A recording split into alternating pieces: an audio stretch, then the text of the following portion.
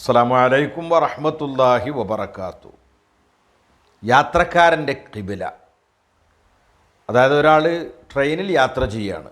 ആ ട്രെയിനിൽ യാത്ര ചെയ്യുന്ന സമയത്ത് നിസ്കാരത്തിൻ്റെ സമയമായി ഖിബിലയിലേക്ക് മുന്നിടൽ ഷർത്താണല്ലോ നിസ്കാരത്തിൻ്റെ.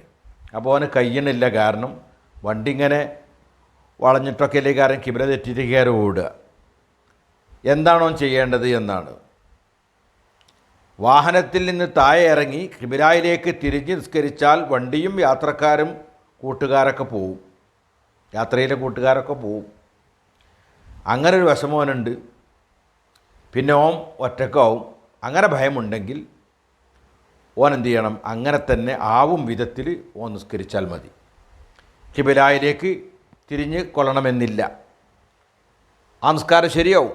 പക്ഷേ പിന്നീട് ആ നിസ്കാരത്തെ മടക്കണം. ഇത് ബഹുമാനപ്പെട്ട അല്ലാമ ഇബ്നു ഹജറുൽ ഹൈതമി റഹിമഹുല്ല തുഹ്ഫ 1 വിശദീകരിച്ചിട്ടുണ്ട്. അസ്സലാമു അലൈക്കും വറഹ്മത്തുള്ളാഹി.